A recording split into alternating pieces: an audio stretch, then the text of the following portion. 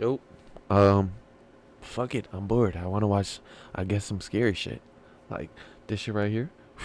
Four most disturbing moments caught on live TV footage by chilling scares. So, I saw it. I'm scrolling. Fuck it. Watch it. On the morning of August 26, 2015, WDBJ reporter 24-year-old Allison Parker and her cameraman 27-year-old Adam Ward visited the Bridgewater Plaza near Smith Mountain Lake in Virginia. Their goal was to do a live interview with the executive director of the local Chamber of Commerce, Vicki Gardner, about an upcoming event at the lake. Things went just as planned initially, with Adam setting up the camera equipment and Allison starting the interview at 6:45 a.m. What none of them knew, however, was that they were about to become the victims of a crazed stalker. Just seconds into the interview, an armed man walked up to the group and opened fire. What? The live feed cut back to the in-studio reporter who was just as shocked at what happened. Oh my gosh, she got my same face on right now. Viewers watching live. Okay, not sure what happened there. We will, of course, let you know as soon as we find out what those sounds were from. Tragically, by the time first responders arrived, both Allison and Adam had already succumbed to their injuries and passed away. What about the Vicki lady? was badly hurt as well, but she managed to play dead and ultimately survive the encounter despite getting shot in the back. As for the perpetrator, he had already fled the scene by this point. And with no nearby CCTV capturing a clear image of his face or vehicle, investigators were left at a dead end. But then someone at the WDBJ network analyzed the footage further, which revealed one blurry but still recognizable frame of the person responsible for this tragedy. Fucking bastard, this was 41-year-old Vester Lee Flanagan, a former WDBJ reporter who went by... No fucking way. That's him? Are we sure? This was 41-year-old Vester Lee Flanagan, a former WDBJ reporter who went by the professional name of Bryce Williams. He'd actually worked with both Allison and Adam in the past, but was fired from his job after receiving several reports of workplace aggression. However, what seemed like a disgruntled ex-employee lashing out at his former colleagues at first turned out to have a far darker backstory to it. You see, Vester had an extensive history of being difficult to work with, long before he joined WDBJ. He was fired from one of his early reporting jobs from NBC affiliate WTWC in the year 2000 for, quote, odd behavior towards his coworkers. While the exact reason for his termination was never revealed to the public, from what I was able to find, it had something to do with him being aggressive and trying to intimidate others. This dude is a fucking menace. What? I cannot believe this is real. But instead of admitting fault, he filed a racial discrimination lawsuit against his employer, which eventually ended with an out-of-court settlement. A fucking supervillain! That was only the beginning. From there, he found work at multiple other stations, but struggled to build a career at one place, largely due to the many altercations he got into with his colleagues. He had severe anger management issues and would often resort to physically confronting his coworkers over even the smallest disagreements. Fucking menace. He had increasing conflicts with people at the station, especially the floor crew, some of the other reporters, some of the photographers in the field, to the point where he was threatening people, had some physical confrontations with a couple of people, and at one point became such a distraction that we finally had to terminate him. He eventually secured a position at WDBJ in March of 2012, and it was the same story once again. It didn't take long for him to fall into the same pattern of anger and bullying there as well. Bro. Just months into his employment, the WDBJ management had already received multiple reports of his coworkers feeling threatened and uncomfortable working with him. In fact, his behavior at WDBJ was worse than at any of his previous jobs, leading to his termination in January 2013, less than a year after he started. Dude is a fucking cancer to every organization he went to. Holy shit. He even had to be escorted out by police when he refused to accept his termination. Right, y'all should have been put this man away. Vester once again tried to play the racial discrimination card and singled out Allison and Adam for the alleged racist behavior. However, a third-party investigation didn't find any evidence of discrimination, and his case was thrown out. He likely named them because he knew they were among the coworkers who had filed complaints against him. After his shameful termination from WDBJ, he struggled to find work elsewhere in the industry, and his resentment against the two colleagues he believed had destroyed his life only grew with each setback. This resentment reached its tipping point on the morning of August 26, 2015. He tracked down where Allison and Adam were doing they got the whole shit on live, Luke. their next job and stalked them as they were getting ready to go live. Horrible. As soon as they began the interview, Vester walked up to them and opened He wanted to do that shit on live. What a fucking loser. fire. That's what made him fucking get caught. What a dumbass. But this was only part one of his plan. You see, while Adam's camera did catch Vester for a split second, the footage wasn't clear enough for the investigators to name him as the prime suspect with complete certainty. Fortunately, this doubt vanished quickly when, at 8:26 a.m., Vester faxed a 23-page manifesto to ABC News, admitting to everything. Why? Most of these pages were filled with nothing more than the incoherent ramblings of an extremely angry and mentally unwell man. In them, he described himself as a human powder keg just waiting to go boom, how he was angry at the world, and mentioned the Charleston church incident as his tipping point. Holy How shit. that connected to him taking the lives of his former co-workers was never entirely clear. Doesn't make any Then, sense. At 11:14 a.m., he also uploaded a video of the crime he'd recorded from his point of view on Facebook. What? This left no doubt that Vester was the one behind the incident, prompting an immediate nationwide manhunt. Tracing his cell phone Dude, alright, this guy's a fucking serial, like, bro, this guy's a maniac, a loser. What the fuck? He posted that shit on his Facebook and admitted allowed the to it? officers to find them on the highway, attempting to flee the state in a rented vehicle at 11:20. And he still tried to get away? Holy Yeah. But when they tried to pull him over, he sped up and eventually crashed onto the side of the road. And before the officers could reach his car, he decided to end the chase with the firearm he had on him, bringing the manhunt to a fucking pussy, bro. Nah, no fucking man. sudden, shocking conclusion. That's bullshit, bro. Fucking pussy. On the killed 25th himself. of June 2014, Charles Bothell went on the Nancy Grace show seeking the public's help in finding his missing son. 12-year-old Charlie Oh my was gosh. first Oh my gosh. I think I've seen this shit before, but I never got the full context. reported missing from his home in Detroit, Michigan 11 days ago on June 14th. His father, Charles, had been doing everything in his power to help locate his son, from going door to door in his neighborhood to spreading missing person posters throughout the city. Unfortunately, despite dozens of people, including the FBI, looking for him, the young boy was nowhere to be found. And the hope of finding him alive was diminishing with each passing day. Appearing on live TV was Charles' last-ditch effort to raise awareness about his son's disappearance, hoping someone with information might see the show. However, just minutes into the broadcast, the interview took a bizarre turn when Nancy received a report that no one expected. What, bro? Father of the missing 12-year-old. Damn. Them bitches is way too long. What's your name? I already forgot. Bitch, they don't need to be that long. God fucking damn. You got 8 spiders on your fucking eyelashes. Holy shit. Hopefully, you're a good person. Old boy, Charlie.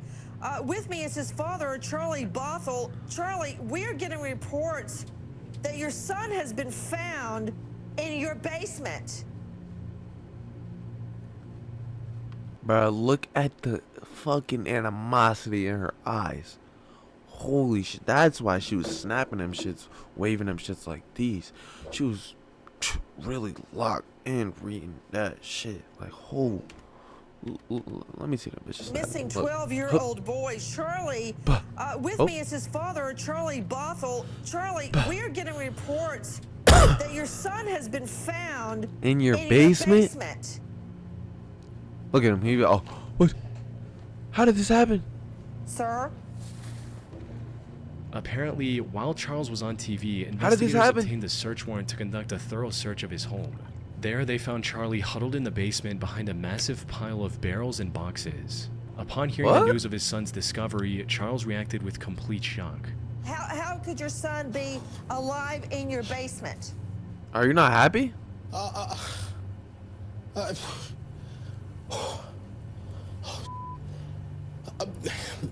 Bro, I'm not gonna lie. This is enough. This is enough. You're telling me I'm live on television. I'm sitting here. I think my son is missing or dead. And the other lady tells me he's alive in your basement. Are you serious? Oh, I'm gonna be happy. What the fuck? How you gonna be like this? Oh shit. Man, you did it. No way. I have no idea. However, something about his reaction felt extremely Yeah, off. you're not Many happy. argued that a normal father would have ended the interview immediately and rushed to the son he hadn't. Or that. I didn't even think about that. Like, as soon as you know, holy shit, they found my son. Like, in real life, you're gonna go there, go see your son. Like, what the fuck? Fuck this interview. Seen in 11 days. Charles, on the 11 other hand, days. seemed more concerned with And look at your cut. Look at the fade. You don't got no fade. denying the report and trying to prove his innocence. Did Holy you shit. check Oh my your god. basement? You're the worst actor. I checked my basement. The FBI checked my basement. The Detroit police checked my basement. My wife checked my basement. I've been down there several times. We've all been checking out. Dog. He even lashed out at other reports for insinuating that he knowingly forced his son to hide in the basement, when in reality his actions were far more cruel than anyone could have expected. The What? truth came to light as soon as the investigators found Charlie. According to him, his stepmother, Monique Dillard Bothell, was the one who ordered him to hide in the basement. She also told him not to make any sound, no matter what he heard. Why? From there, they spread the rumor that their son had gone missing and began looking for him. But despite their cries They did this shit all for attention? Oh my gosh, I thought it was gonna be like his dad like was trying to get rid of him. They did this for attention? for help, they were very uncooperative with the police to ensure that Charlie wouldn't be found. Investigators only sought the search warrant because they suspected Charlie was already dead. As for why the couple would do this, that remains a mystery to this day. Both have continued to claim they knew nothing about Charlie's whereabouts, though. Bruh, Charlie grown up now, right? He can't say nothing? Given what we know, the most likely explanation is that they wanted to exert even more control over his life. You see, when the investigators located Charlie, he had severe cuts and bruises on his body, Oh, likely see, from his okay. parents. They were beating In him. addition to that, growing up, he also had to endure a grueling daily exercise routine that included 100 push-ups, 200 sit-ups, and 100 jumping jacks twice a day. What? Charlie was already homeschooled and cut off from the rest of society. Maybe the couple thought that faking his disappearance would allow them to do whatever they wanted without any oversight. Regardless of their intentions, their crime was clear as day. Right, The that's two were arrested weird. shortly after and stood trial over the upcoming months, with Charlie himself coming forward to testify against them. And while they were able to avoid jail time due to a plea deal, they lost complete custody of Charlie, who now lives safely with other relatives. Alright, thank God. Like, what the fuck?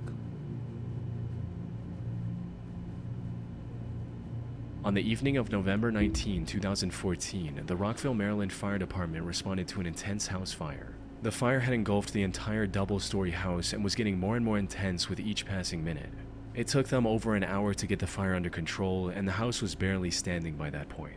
Now, fires like these can start for any number of reasons, from a stove left on to an electrical short. Okay. However, before the investigators could even think about determining the cause, 27-year-old Carlos Peralta, who was one of the residents of the house, walked up to an ABC7 reporter covering the incident live and made the wildest revelation. What? According to him, this fire was the result of arson. Not only that, but he Hey, was the he one did who it? started the fire just Oh hours my earlier. gosh, why? Me, I set it on fire. Given the sheer Like, what could I... Why? Why did you set the fire? You're still here and you're telling me on live TV.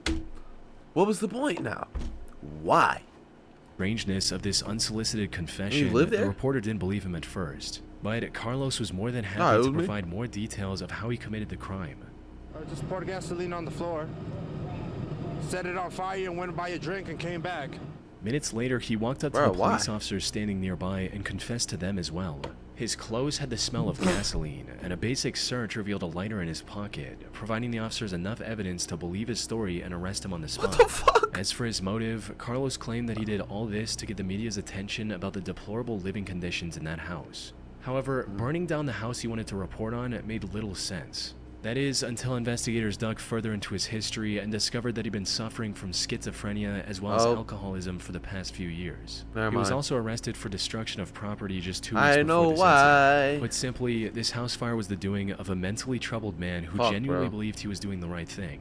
The fire ended up causing $400,000 in property damage. Fortunately, the other 5 residents, including Carlos's own mother, were able to escape without any harm. Though what happened to Carlos after his arrest was never made public. What? But given the severity of his crime, he was likely sentenced to several years in prison. Okay. Damn, is this On number July 4? 27, 2007, news helicopters in Phoenix, Arizona were reporting on a live police chase that was happening in the city. Oh my The chase had God. begun about 22 minutes earlier when the police identified and pulled over a stolen flatbed pickup truck. In an attempt to avoid arrest, the driver, 23-year-old He stole a police Christopher car? J. Jones, reversed into the police cruiser and tried to flee the scene. Unfortunately It for exploded. him, word of the chase got out quickly, and minutes later, Oh. 6 different helicopters were tracking his every move. This included 1 police chopper and 5 others from different news stations. However, while everyone's eyes were fixated on the road, a tragedy was about to take place in the sky. Bro, what? Yes, we can't go much further. Collisions? This may be the end of this thing. Well, he's taking Okay, off he's out. running. Okay, now it's a foot chase. Okay, now he's jumped into Now he's in another another vehicle. Okay, All right, they're doors closing open. in. Please, Looks okay. like they've. Oh, geez. No, We don't know what has just happened right there. It looks Oh. like the police have closed in on him. We don't know what exactly has transpired between the police. Seemingly out of nowhere, 2 of the news helicopters' feeds abruptly stopped. They had crashed into each other, Aw, before tumbling to shit. the ground and exploding on impact. One of the helicopters involved in this crash belonged to an ABC affiliate network, KNXV, piloted by Craig Smith with camera operator Rick Krolak. The other was reporting back to an independent Phoenix station named KTVK with pilot Scott Bowerbank and photographer Jim Cox. All 4 were sadly killed instantly on impact, leaving the other reporters stunned and struggling to process the sudden tragedy. Fuck. Man, all that shit is that dumbass dude's fault who stole the fucking... who caused the fucking chase.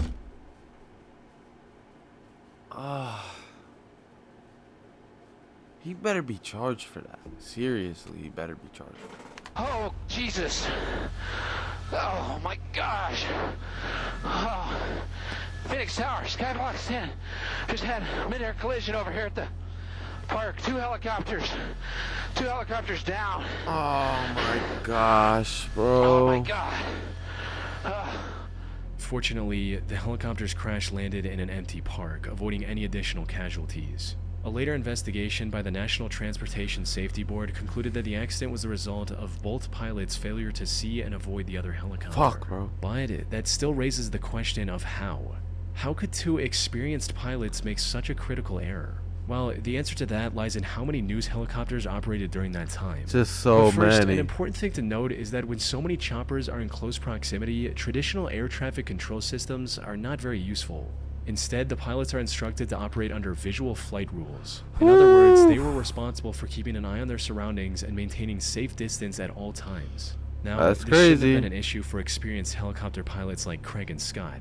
The issue, however, was that the 2 were doing a lot more than just flying the choppers. Yeah, they were following Not the only did they have chase. to monitor multiple communication channels with other helicopters, air traffic control, and the network, they were also Fuck, reporting live bro, on the action fuck. below as it unfolded before them.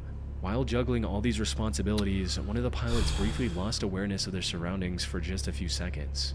Tragically, that was long enough for the helicopters to drift too close and collide midair. The only silver lining was that the incident led to major reforms in news helicopter safety, including news stations using a shared single helicopter feed and studio ground-based reporting, measures that continue to save lives to this day.